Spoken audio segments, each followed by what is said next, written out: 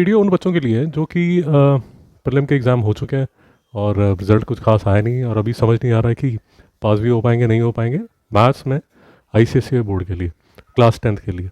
सो ये पूरे वीडियो में मैं आपको 3 तरह के टॉपिक्स बताऊंगा। तो फर्स्ट फेज़ में हम जो टॉपिक्स डिस्कस करेंगे, जो चैप्टर्स डिस्कस करेंगे, वो चैप्टर्स होंगे जो कि आपको पास करा देंगे, मतलब +60% आपके आराम से आ जाएंगे।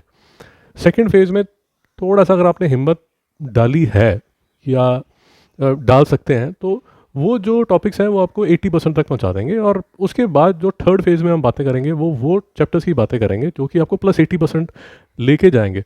But overall this video is about class 10th ICSE maths students जिनको पास होना मुश्किल लग रहा है। तो मैं बड़े इजी आपको चैप्टर्स बताने वाला हूँ जिसमें अगर आपका पहले भी आपने कुछ खास किया नहीं होगा तो भी in the next 2-3 weeks you can easily pickup. मतलब हर जो टॉपिक है उसमें 2-2 दिन लगेंगे, उससे ज़्यादा नहीं लगेंगे और आप आराम से अच्छे नंबर में पास हो जाएंगे। My simple calculation is that 80-20 की रेशो होती है आपके मार्क्स की। 80% जो है वो रिटन एग्जाम होता है और 20% जो है वो इंटरनल होता है। इंटरनल में 20 नंबर का जो आपका इंटरनल होता है उसमें आई एम एक्सपेक्टिंग कि 15-20 नंबर्स आपके आ जाने चाहिए। अगर आपने टीचर को पत्थर नहीं मारा तो इतने नंबर तो आपके आ ही जाने चाहिए। उसके बाद रह जाता है 80 नंबर का जो रिटन एग्जाम है। उसमें what I try to do is कि you should get at least +40 marks if you follow what I am trying to tell in this video. So let's start. So पहला जो आपने टॉपिक करना है वो बैंकिंग का करना है। बैंकिंग में 2 छोटे छोटे फॉर्मूले हैं, आपने वो फॉर्मूले देख लीजिए, नोटबुक पे नोट कर लीजिए। 4-5 आप क्वेश्चंस करेंगे आपको समझ आ जाएगा, सिर्फ वैल्यूज पुट करनी होती है और आंसर निकलता है। यस, बिफोर आई फॉरगेट, सबसे पहले आपने ये करना है, जो सिलेबस है आपका, वो सिलेबस का जो लिंक है वो मैं नीचे डिस्क्रिप्शन में डाल दूंगा, उसमें उसका फिजिकल प्रिंट आउट आपने निकालना है। वो फिजिकल प्रिंट आउट निकाल के भी आई होप इस टाइम आपको ये तो पता है कि कौन से जो टॉपिक्स हैं वो कटे हुए हैं जो आपके सिलेबस में नहीं है। अगर वो भी आपका क्लियर नहीं है तो बहुत वीडियोस हैं आपको यूट्यूब में मिल जाएंगे और नीचे मैं जो आपको लिंक लगाऊंगा उसमें PDF में भी आपको पता चलेगा कि क्या क्या चीज़ें कटी हुई हैं। तो get a physical print out of the syllabus. तो फर्स्ट टॉपिक बैंकिंग। बैंकिंग में recurring deposit, computation of interest and maturity value using the formula. सबसे पहले आपने ये कर लेना, बहुत ही ईजी टॉपिक है, ठीक है। उसके बाद आपने जंप मारना है quadratic equations in one variable. Quadratic equations in one variable में 2 ईजी टॉपिक्स हैं। One is nature of roots, जिसमें b² - 4ac अलग अलग वैल्यू लेता है और उस हिसाब से आप उसके नेचर ऑफ रूट्स देख लेते हैं। दूसरा जो आपने करना है जिसमें using the formula -b + -b² - 4ac का रूट अपॉन 2a, वो वाला जो फॉर्मूला उसमें सिर्फ वैल्यूज़ डालनी होती हैं। यूजुअली जो क्वेश्चन आ जाता है वो ये क्वेश्चन आ जाता है कि भाई 2 वैल्यूज़ या 3 प्लेसेस ऑफ डेसिमल तक उसकी वैल्यूज़ निकाल लीजिए। उसमें थोड़ा सा टेबल यूज़ करना सीख लीजिए। टेबल यूज़ करना भी इतना मुश्किल नहीं होता, जैसे √23 क्या होता है, √17 क्या होता है, वो उस टेबल में ही नज़र आ जाता है। बट एटलीस्ट गेट, मार्केट से टेबल मिल जाते हैं, सस्ते से टेबल होते हैं, ऑनलाइन भी आपको टेबल मिल जाएंगे। But just get okay comfortable with looking at a table and finding the values of the root. So quadratic में सिर्फ यही करना है, ये 2 टॉपिक आपने करना है। जो टॉपिक्स मैं डिस्कस कर रहा हूँ अभी आपके साथ, उसके साइड में आपको अभी फ़ोटो भी मिल रही होगी। तो उसके बाद आपने स्किप कर जाना है फैक्टराइजेशन ऑफ पॉलिनोमियल्स में। फैक्टराइजेशन ऑफ पॉलिनोमियल्स बहुत ही simple, factor theorem, remainder theorem, इसके बहुत ही इजी क्वेश्चंस बनता है, ज़्यादा कोई मुश्किल टॉपिक नहीं है ये। उसके बाद हमने जाना है मैट्रिसेस पे। मैट्रिसेस बहुत बहुत बहुत ज़्यादा सिंपल है, इसमें कुछ क्वेश्चन जो हैं वो बनते ही बनते हैं। ऑर्डर ऑफ अ मैट्रिक्स क्या होता है, ईजी है, थोड़ा सा पढ़ेंगे समझ आ जाएगा। Addition, null matrix, addition and subtraction of matrix बहुत ही सिंपल है। Multiplication of 2x2 matrix by a non zero rational number, बहुत ही ईजी है। वो मैट्रिक्स है, बाहर कोई नंबर है, उसको मल्टीप्लाई करना है हर एलिमेंट के साथ, बहुत ही ईजी टॉपिक है। थोड़ा सा इसमें कॉम्प्लिकेटेड ये है कि 2 मैट्रिसेस को जब मल्टीप्लाई करना होता है वो थोड़ा सा टेढ़ा टॉपिक है, बट वो भी इतना मुश्किल नहीं है। तो मैट्रिसेस ईजी टॉपिक है। मैं थोड़ा सा आपको ये भी एक जो अभी आपको साइड में बॉक्सेस आ रहे होंगे उसमें ये भी लिखा होगा कि कितने मार्क्स एक्सपेक्टेड है, जो मैं चैप्टर की बात कर रहा हूँ। उसके बाद जो टॉपिक आएगा वो आएगा अर्थमेटिक प्रोग्रेशन। अर्थमेटिक प्रोग्रेशन बहुत बहुत बहुत ज़्यादा सिंपल है।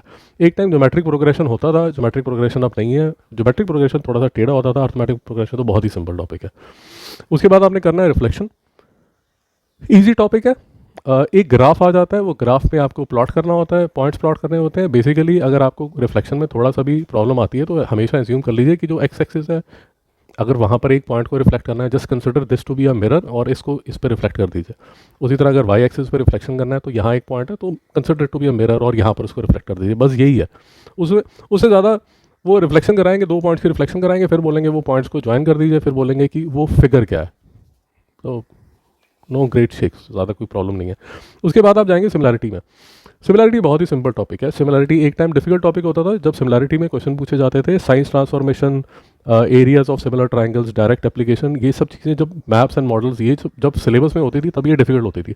अब सिमिलैरिटी में बहुत ही सिंपल, 2 ट्रायंगल दिए होंगे, एंगल्स आपको फाइंड करने होंगे, 2 एंगल्स इक्वल कर लीजिए, रेशो निकाल लीजिए और दैट इज़ इट। उससे ज़्यादा कुछ भी नहीं है, मतलब बहुत ही ज़्यादा सिंपल है, इतनी आपको तकलीफ कोई आने नहीं वाली है। 3 कंडीशन है, SSS, SAS, AA, उसमें प्रूफ भी आपको इंक्लूड नहीं है, प्रूफ भी आपसे नहीं पूछ रहे, तो आपको कोई तकलीफ नहीं आएगी। उसके बाद आप जाएंगे कंस्ट्रक्शंस में। कंस्ट्रक्शन फिर से 2 तरह, मान लीजिए 3 तरह की कंस्ट्रक्शन आपको आएंगी। एक तो टेंजेंट आपको बनाना होगा फ्रॉम एक्सटर्नल पॉइंट, सिंपल। दूसरा आएगा subscribing and inscribing a circle on a triangle, एक ट्राइंगल दिया हुआ है उसके बाहर एक सर्कल बनाना है या उसके अंदर एक सर्कल बनाना है, सिंपल है, कोई प्रॉब्लम नहीं है। जो भी चैप्टर्स हैं, मतलब most of the chapters, 80 to 90% of the chapters जो मैं आपके साथ डिस्कस कर रहा हूँ उसके मैंने प्लेलिस्ट बना के रखी हुई है, वो सारे के सारे डिस्क्रिप्शन में या नीचे मैं फर्स्ट कमेंट को पिन कर दूंगा, वहाँ पर वो आपको लिंक भी मिल जाएगा ब्लॉगर का, वहाँ जाके आप मेरे रिस्पेक्टिव वीडियोस को भी देख सकते हैं, प्लेलिस्ट को भी देख सकते हैं, वो भी आपको मिल जाएगा। तो coming back to construction, construction में तीसरी जो कंस्ट्रक्शन बनती है उसमें एक रेगुलर हेक्सागन बनाना होता है, सिंपल है, उसमें भी ज़्यादा ज्ञान गणित नहीं है, लिखने ड्रॉ करने का काम है। यूजुअली ड्रॉ करने वाली जो चीज़ें हैं वो बच्चों को अच्छी लगती हैं, तो अच्छा। उसके बाद स्किप कर दीजिए, last but not the least and the most important topic जो है वो है स्टैटिस्टिक्स। स्टैटिस्टिक्स में भर भर के क्वेश्चन आने वाले हैं। स्टैटिस्टिक्स बहुत ही आसान टॉपिक है। स्टैटिस्टिक्स इसलिए आसान है बिकॉज फार्मूला बेस्ड है। फार्मूला बेस्ड क्वेश्चन में क्या होता है, जैसे आपको एक फार्मूला दे दिया शॉर्टकट मेथड, अब उसमें अगर आप 3 क्वेश्चन करेंगे ना तो चौथा, 5वां, 6वां क्वेश्चन सेम ही होता है, क्योंकि उसमें कोई वैरायटी नहीं होती है ना। जैसे मैं आपको बता रहा हूँ कि क्वाड्रेटिक इक्वेशन हमने बात की थी, तो क्वाड्रेटिक इक्वेशन का अगर आपने फॉर्मूला कर लिया -b + -b² - 4ac जो भी है, अब ऐसे क्वेश्चन जो फॉर्मूला बेस्ड क्वेश्चन होते हैं, फॉर्मूला बेस्ड क्वेश्चन में सिर्फ वैल्यूज आपको डालनी होती है, सो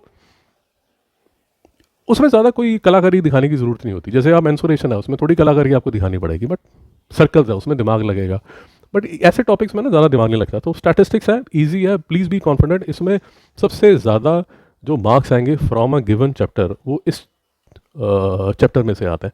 इसमें जो क्वेश्चंस बनते हैं, mean by 3 methods, what I am expecting is कि शायद वो आपको मेथड ना भी बोले, तो जो आपको अच्छा लगता है उससे कर लीजिए। दूसरा जो बन जाता है हिस्टोग्राम बनाना। तीसरा जो होता है उसमें upper quartile, lower quartile, median etcetera ogive बनाना पड़ेगा आपको ग्राफ से, उससे आप कर सकते हैं, तो ज़्यादा मुश्किल नहीं है। अगर आप मेरी बात मान रहे हैं तो सबसे ज़्यादा टाइम जो है वो आपको स्टैटिस्टिक्स पे लगाना चाहिए, क्योंकि इसमें अच्छे नंबर आएंगे और ये इजी टॉपिक है। तो ये सारे के सारे जो चैप्टर्स हैं मैं आपको कॉन्फिडेंटली बता सकता हूँ कि ये आपको +60% ले आएंगे, इंक्लूडिंग द इंटरनल वाले नंबर। ये अगर आप अच्छी तरह करते हैं तो 40 to 45 नंबर्स आप स्कोर कर सकते हैं, +15-20 नंबर आपके इंटरनल के, तो +60% सिर्फ अगर आप ये चैप्टर्स भी अच्छी तरह करके जाएं। So what I can tell you is कि यू कैन स्कोर +60%। अब थोड़ी सी अगर आप और हिम्मत करना चाहते हैं तो उसके बाद जो टॉपिक्स आप कर सकते हैं, जो सेकंड राउंड में आप जो टॉपिक्स करते हैं वो कर सकते हैं जीएसटी सिंपल है, कॉमर्स वालों के लिए और भी सिंपल है। सेकंड जो आप कर सकते हैं वो प्रोबेबिलिटी कर सकते हैं, प्रोबेबिलिटी भी सिंपल है। प्रोबेबिलिटी में यूजुअली आसान से क्वेश्चन भी बनते हैं, क्योंकि प्रोबेबिलिटी में क्या है, जो खतरनाक क्वेश्चन बनते हैं वो फिर 11th-12th में जाके बनते हैं। तो 10th क्लास की जो प्रोबेबिलिटी है वो आसान है, उसमें ज़्यादा आपको प्रॉब्लम नहीं आने वाली। तो जीएसटी और प्रोबेबिलिटी वो टॉपिक है जिसमें कि अगर आप थोड़ी हिम्मत करते हैं, थोड़ी ज़्यादा हिम्मत करते हैं, तो इसमें आप स्कोर कर सकते हैं। अब थर्ड फेज में जो अगर आपको टॉपिक नहीं आते, आपने किए भी नहीं है, तो मेरी आपसे ये एडवाइस रहेगी कि उनको इस टाइम में मत हाथ लगाने की कोशिश कीजिए, क्योंकि अब 2-3 हफ्ते तो रह गए, तो आप परेशान होंगे बिना बात पे। ये जो टॉपिक्स हैं इसमें आती है लीनियर इनइक्वेशंस। लीनियर इनइक्वेशंस प्रॉब्लम क्या है, उसमें इनइक्वालिटीज़ हैंडल करनी पड़ती हैं, बच्चे कंफर्टेबल नहीं होते। सेकंड टॉपिक है क्वाड्रेटिक इक्वेशन की वर्ड प्रॉब्लम्स। फिर से अगर आपने 7th, 8th, 9th में वर्ड प्रॉब्लम्स के साथ आप कंफर्टेबल आपका नहीं है, तो क्वाड्रेटिक में आप परेशान रहेंगे, उसको हल लगाने की ज़रूरत नहीं है। रेशियो प्रपोर्शन जो है उसमें जब रूट्स आ जाते हैं ना तो कई बार बच्चे परेशान हो जाते हैं, बिकॉज वो रूट्स में कंपोनेंटो डिविडेंडो लगाओगे तो नीचे उसको संभालना थोड़ा सा डिफिकल्ट हो जाता है। तो इसलिए मैं कह रहा हूँ कि अगर आपने अभी तक नहीं किया तो स्किप कर दीजिए। उसके बाद कोऑर्डिनेट ज्योमेट्री में इक्वेशन ऑफ लाइंस जो हैं, अब इसमें फिर से आपके ना बेसिक फंडे बड़े अच्छे चाहिए। जैसे 9th क्लास से आप कोऑर्डिनेट एक्सिस समझते हैं और थोड़ा सा इन्वॉल्व है उसमें, तो बीच में कई बार ट्रिग्नोमेट्री भी आ जाती है, तो परेशान होंगे आप, छोड़िए, अभी तक नहीं किया तो छोड़िए। उसके बाद आप जाएंगे सर्कल्स। सर्कल्स लंबा चैप्टर है, बहुत दिमाग लगता है, तो परेशान होने वाली बात है। ओके, उसके बाद मेंसुरेशन। मेंसुरेशन में फिर से फॉर्मूले बहुत हैं, कंसेप्ट्स बहुत हैं, कैलकुलेशंस बहुत हैं। अगर आपका क्वेश्चन फंस गया मेंसुरेशन में, तो आप मान के चलिए कि कैलकुलेशन में ही आप 20-25 मिनट लगा देंगे अगर आप उसको हैंडल नहीं कर पाए, और उस 20-25 मिनट में आप परेशान अलग होंगे और डिस्करेज अलग होंगे, तो लास्ट मिनट में मत कीजिए। ट्रिग्नोमेट्री। ट्रिग्नोमेट्री भी जैसे 9th में आईसीएसई में ट्रिग्नोमेट्री शुरू हो जाती है, अगर आपने 9th में आईसीएसई की ट्रिग्नोमेट्री नहीं की है, अब 20 दिन में नहीं आपसे होने वाली, मत कीजिए, स्किप कर दीजिए। ओके, तो ये 3 तरह के हमने चैप्टर्स किए।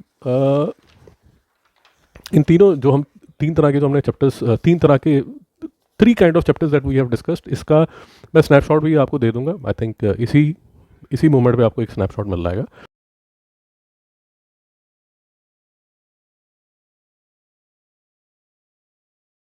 सो उसमें फर्स्ट फेज में जो भी चैप्टर्स हम डिस्कस कर रहे हैं, please be confident that you will be able to score +60% if you follow these chapters, these instructions, you'll be easily able to follow. I've already told you मेरे सारे chapters की playlist बनी हुई है, you can have a look at that. And best of luck, be confident, अच्छा कीजिए, और 10th में अगर आपने गलतियाँ की हैं तो 11th-12th में वो गलतियाँ मत कीजिए, शुरू से ही थोड़ा फोकस करने की कोशिश कीजिए। चलिए, thanks a lot, thank you, thanks for watching.